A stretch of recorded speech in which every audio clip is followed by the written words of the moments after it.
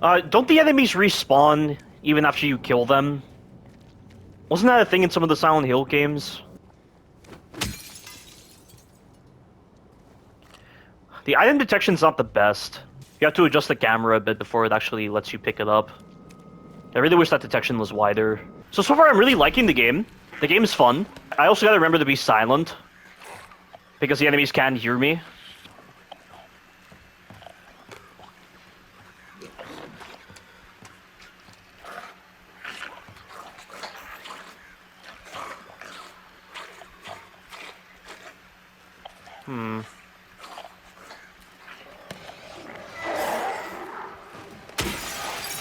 Apparently they noticed me somehow. So I think simply walking isn't enough. I think either you have to move a bit slower, or you have to just stop moving entirely and just wait for them to move away. No idea. There's the glue. That's what I need. And I had a feeling that'd be a trap. Oh, shit!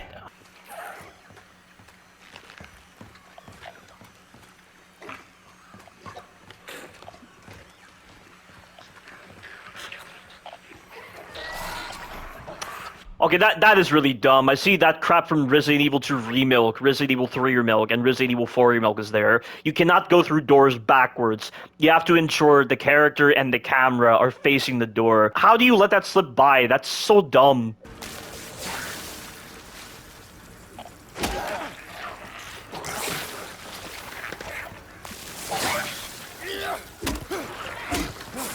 Nope.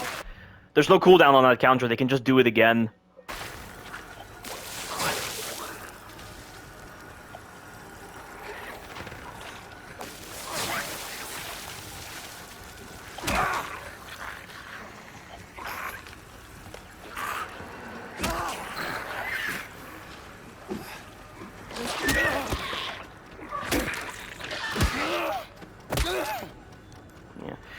Yeah, I'm just not sure how the stealth works. I know, like, being silent is important, but, like, that guy somehow knew where I was even after I stood still. So how does that work? See, and I don't know if the radio is actually generating noise. That's what confuses me. Like, I don't know if the enemies can hear the noise or not, which is likely why I have the ability to turn off the radio. That's what I don't understand. See, all it says is just, it emits static when monsters are nearby. Or, like, manifestations. I don't know why it's saying monsters, because monsters implies it exists. When these enemies don't exist, they're manifestations of Silent Hill that are channeling James's traumas. So, like, if I turn that off, does he know where I am?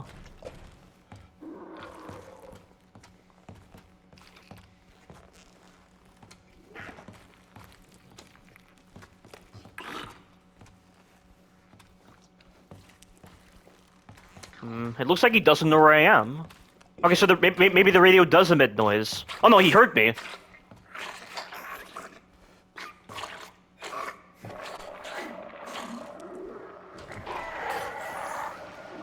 Okay, never mind. So why? I don't understand. I don't understand how the enemy perception works. Why did he suddenly notice where I was? Like, how close do you have to be to the enemies for them to hear you? Because I was pretty close to him before and he wasn't hearing me, but then all of a sudden he hears me.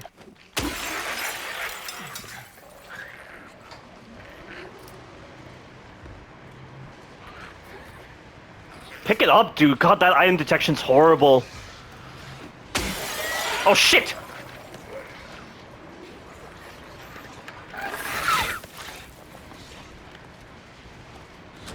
Yeah, I don't like that section. The stealth mechanics don't make any sense. There was so much confusion with how the enemies were detecting me. I'm not entirely sure what this record is used for. Like, is this some kind of, like, psychological manifestation puzzle? Oh, I have to complete the memory and something happens? If it's like that, that's odd. Now I need to go into the combined menu.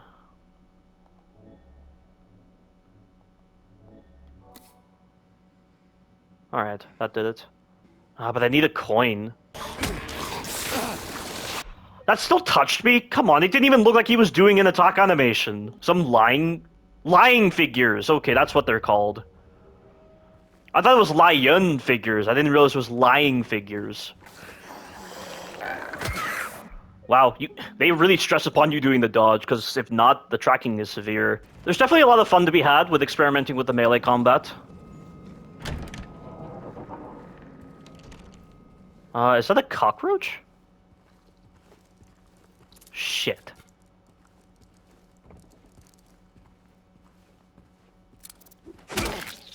They don't even make noise on the radio.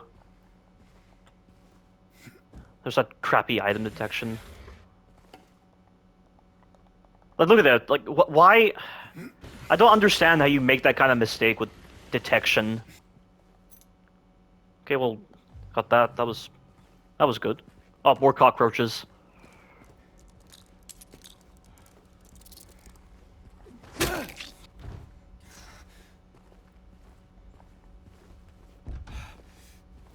Why does he breathe so loudly when he hits a locked door? Is this where you get the pistol? No, it can't be. That's impossible. And then she came and washed it all away. It all started to make sense again. It's this place. I can't fight it.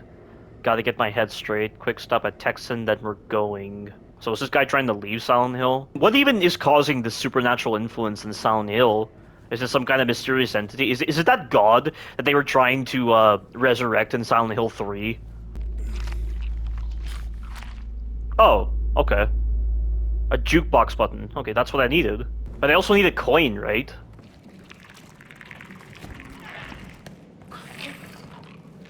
Where the hell did you come from? Oh shit! Nice trap right there.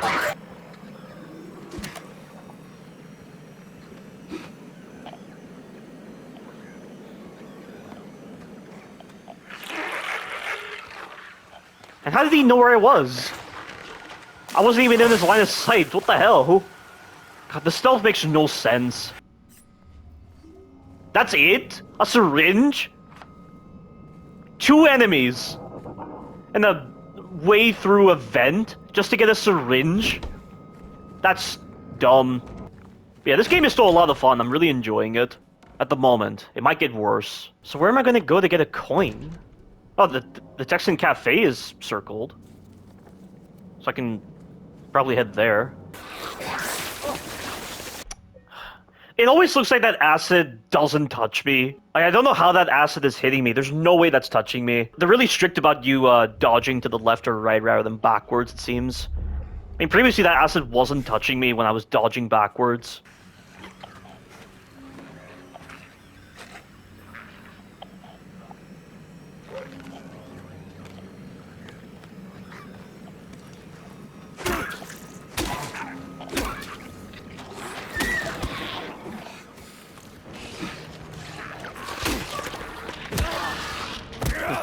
Didn't even try to counterattack me. That was interesting.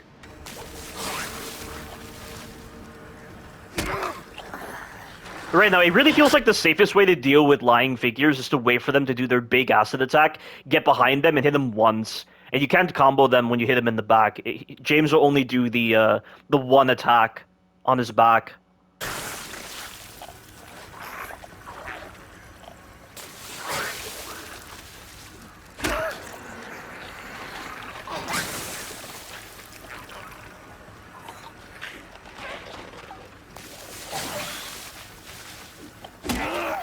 It's like the recovery period is very lengthy with that attack.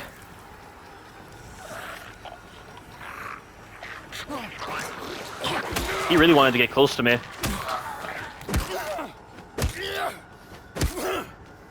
So wasn't Silent Hill 2 OG the first Silent Hill game to have the finisher animations where you can just finish off enemies on the ground? I don't think Silent Hill 1 had that.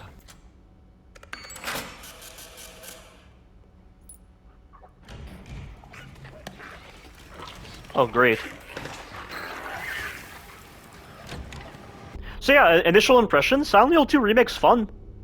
I'm enjoying it at the moment. I mean, I'm sure the later enemy types are going to be bullshit, because that's just typical where Team Silent Hill's games had some badly designed enemies, and they had some enemies that worked so poorly, they were so badly designed that you had to cheese them. That's the case with every single Silent Hill game I've seen. And Silent Hill 3 was apparently the worst for Carcinogen SDA, I believe, like with the slurpers, and you had to use an exploit with meat in order to get rid of them, and then you had to use the samurai sword, and the process was just so clunky because it's not guaranteed that the slurpers will go for the meat immediately. It's not like you can just place it on the ground and every single slurper will actually go to that meat. He has to wait around for a bit. It was so time consuming just watching it. And that Extreme 10 difficulty, what the hell were they thinking with that difficulty in Silent Hill 3? People want to give shit on, like, Silent Hill Homecoming, but at least its enemy placements were better than Silent Hill 3. Like, remember the common complaint that Resident Evil 0 received, where multiple high-tiered enemies were placed in, like, claustrophobic corridors and rooms? That happened all the time with Silent Hill 3. Like, the amount of numb bodies they would put in one room, the amount of, like, insane cancers, those pendulums, or whatever they are, those things that rolled on the ceiling and on the walls. It was some of the stupidest enemy placements I've ever seen. It's just like the original Dead Space, because the original Dead Space had stupid enemy placements like that. Like, I believe they had 3 to 5 pregnants in one room in Dead Space 1. But Dead Space Remake completely fixed all the issues with the improper enemy placements. There isn't really a bad enemy placement in Dead Space Remake, aside from the random spawns that you can get when you're in the store. But Dead Space Remake is always going to be the best remake, but we'll have to see what happens with Silent Hill 2 Remake, just to see. So C2? And why would James even be doing this? Like, what in his mind is convincing him to do this whole record puzzle? Like, there isn't really any evidence or files that tell him it's important to do this. He's not saying anything. It's weird. Like, why would he be doing this? This song played in the trailer, I remember that. This played in the launch trailer.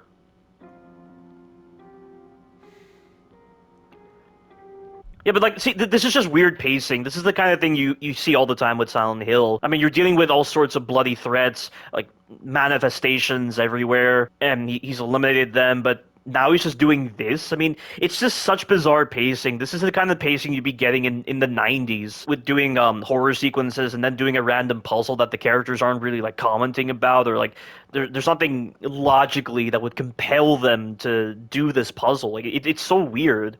Like, he's searching for his wife, but then he decides to play a record from a bar. Like, is he even familiar with this bar? I mean, he said this was their secret place, right? Like Silent Hill. I mean, I'm sorry, their special place.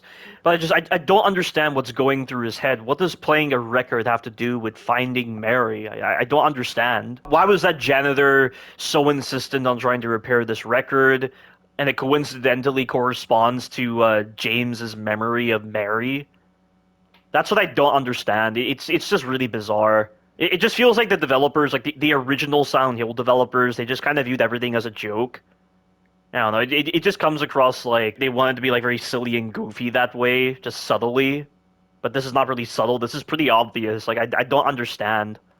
Unless it was something I missed in the memos, but it just doesn't make sense to me. And he only went to this bar because he found that matchbook on that body. Where is James's head at? I don't know if this is the supernatural influence of Silent Hill just driving him insane, but it can't be, though, because when he deals with the Pyramid Heads, he rationalizes that he made them to punish himself, so it seems like he is of sound thought, but it doesn't make sense to me at all. We spent the whole day there.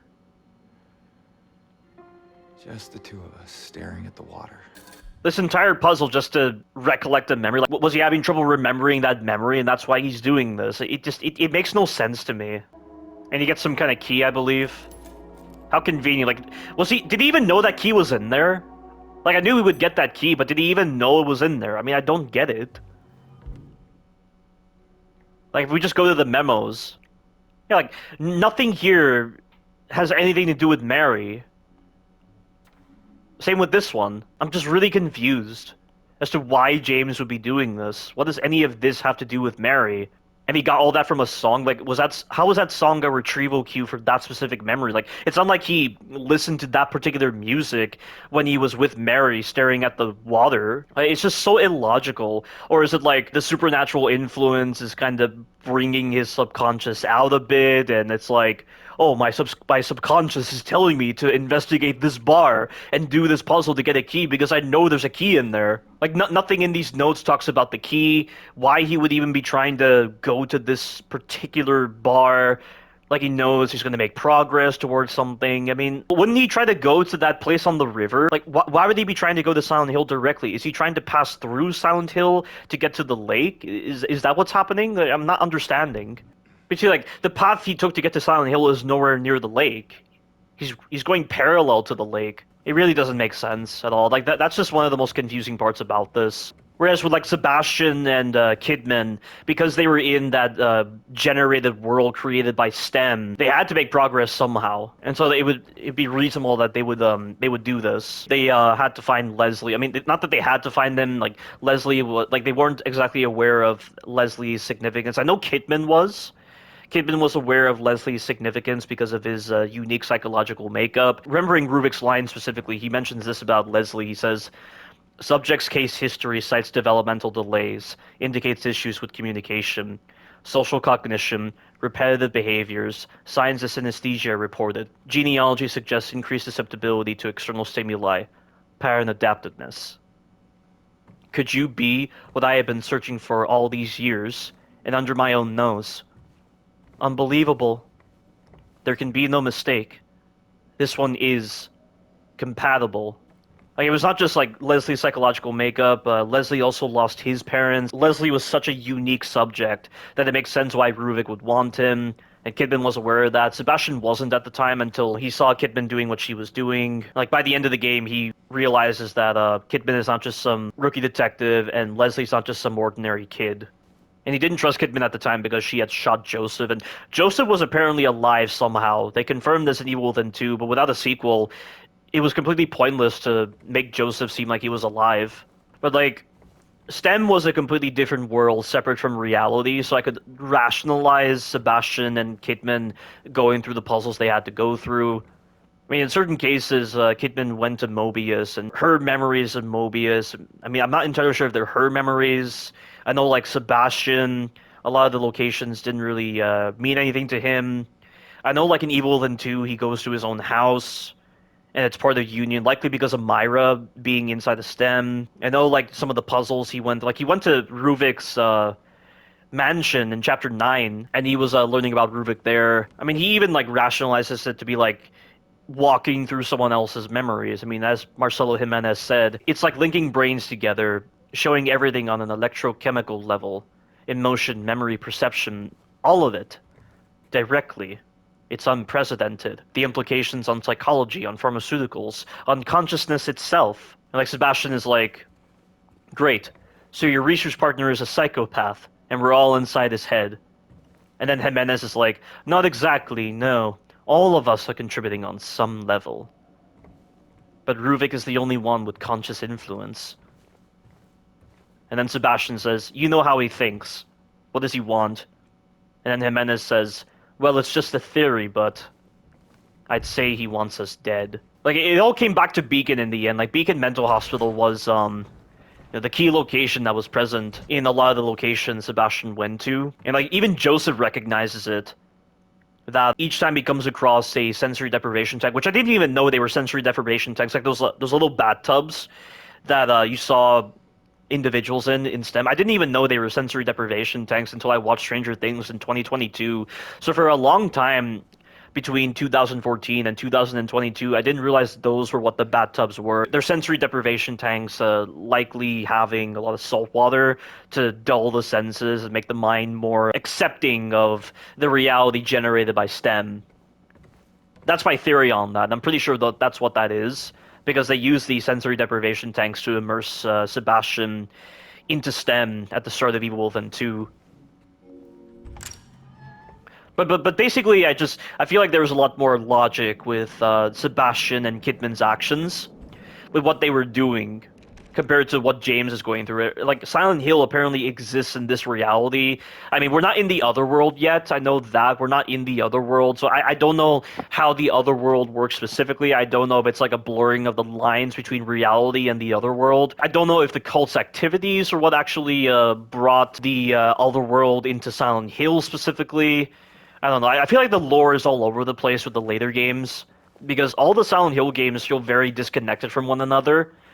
I mean, I know, like, in Silent Hill 3, the protagonist you play as is, I believe, Harry Mason's daughter. I don't remember her name, and I really don't care to remember. Like, there were just a lot of goofy concepts with Silent Hill. It just really felt like they were just not taking the story seriously in certain parts. Like, at least with the overarching narrative. I know a lot of people praise the story in Silent Hill 2 for its portrayal of trauma, but I feel like that's only the case because of the time period that Silent Hill 2 came from. Because games never did anything like that. Games were just like drugs, basically. Games were basically no different to alcohol.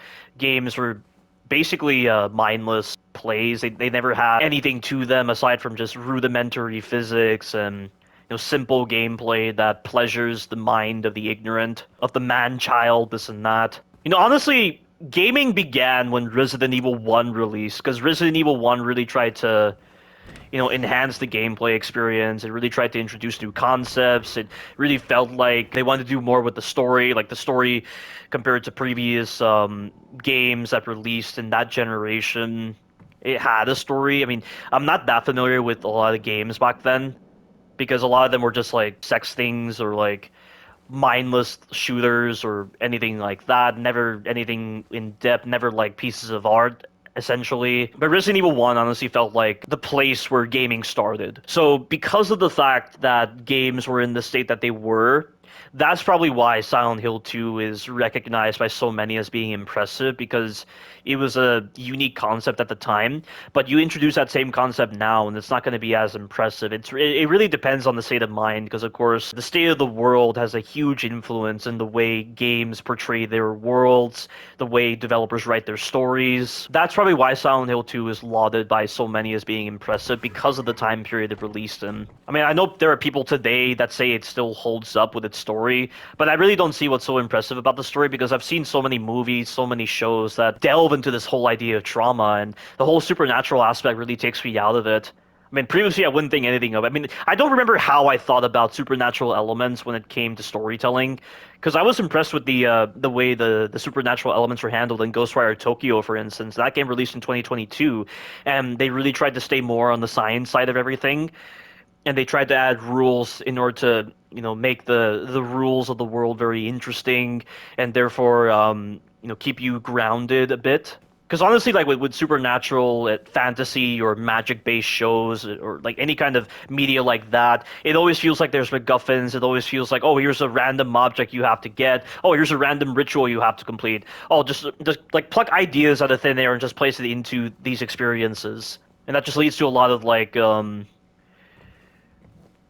plot holes, like just Deus Ex Machina moments, like moments of convenience, stuff like that. Like it just kind of takes away from the depth of the story like that. That's what I'd say right there. And that's why supernatural, like horror, or like all these shows like the Nun, or like all those other B tier movies like Freddy Krueger or Friday the 13th, like all those really dumb movies with their campy atmosphere that doesn't really take itself seriously. I could never be impressed by that. I could never embrace that kind of media at all. That's kind of the generation that Silent Hill 2 released in, I would say, and that's probably why it's so impressive. But there's going to be more to say on this, for sure, and I'm going to make a save because that was a lot to discuss. Like, it's just even the way to the lake. I mean, where is he going? Where is James trying to go exactly? How does James know that's even important? It's so convenient that he's stumbling upon these notes that are detailing important information. I mean, it's good that that's the case, but like, you think the screenplay would be more logical, but it's supernatural stuff. You just gotta go with it, honestly. What the hell? Why did the radio take so long to trigger with that enemy? But I remember how much of a pain it was trying to stomp those cockroaches. Like, Carcinogen SDA mentioned that the detection on stomping the cockroaches wasn't good, and you just had to avoid them. So, like, they weren't... Like, these tiny cockroaches were a threat to no damage runs in Silent Hill 2. I mean, I don't know how much damage they did to the player on hard difficulty, but they weren't bad because they were lethal. They were bad because they were badly designed, because the detection on stomping them was awful. The wind's picking up for some bizarre reason. I don't think this happened in the original Silent Hill 2. Made it.